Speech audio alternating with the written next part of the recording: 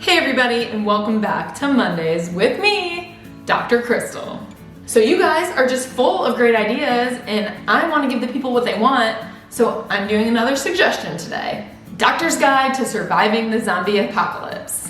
I was really worried about saying apocalypse, but I did a good job. So fair warning, I really don't know much about zombies, but I did some research last night, and I think I came up with 7 good physician-guided tips. Let's go!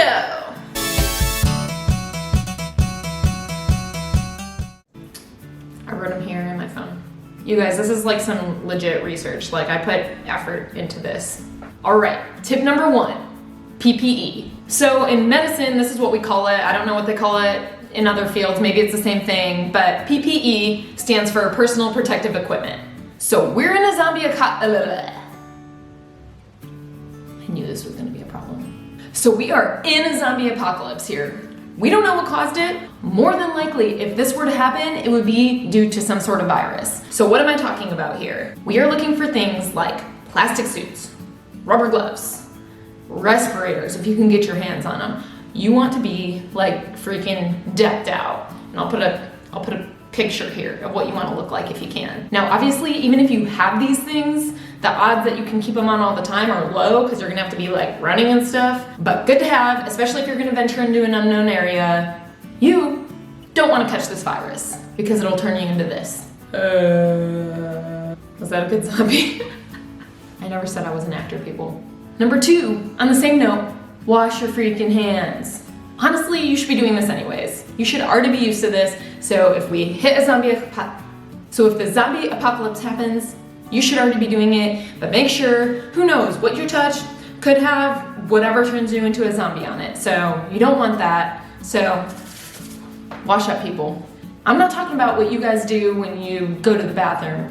Put your hands under the water, rub soap for like a second, dry them off. No, I'm talking like legit hand washing, like pretending you're about to get in surgery here, get under those nails. Give it at least 20 seconds, come on. Number 3. Condoms. I really have to encourage abstinence, especially in a situation like this. We have a rampant virus, we don't know how it's spread.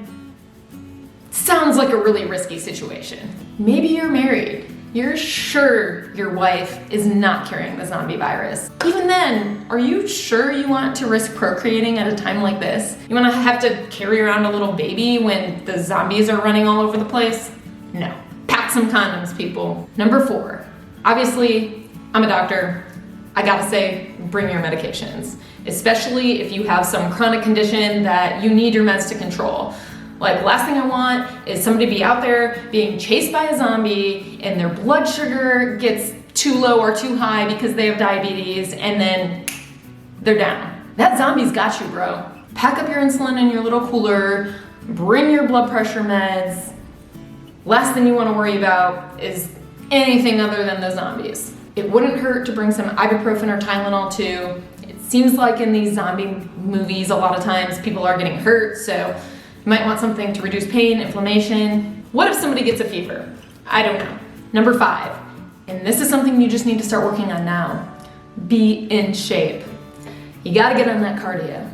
I mean, there's gonna be zombies chasing you.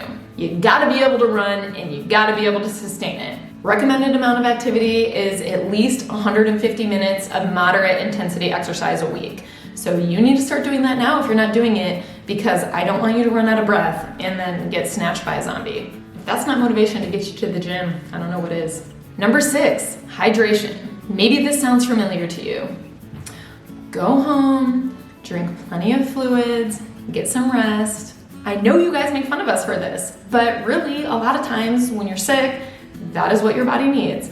Your body needs hydration, your body needs rest, and that will help it heal faster. All of that being said, water is important. We can't survive without water. And if we're in the zombie apocalypse, eventually it's gonna run out. In the beginning, there'll be enough for a little while, but soon it's gonna start getting more rare and more rare. So right when you know this is happening, stockpile a ton of water. You're gonna need it eventually. Hydration is key. The last and final tip I have for you, number 7, don't be a hero.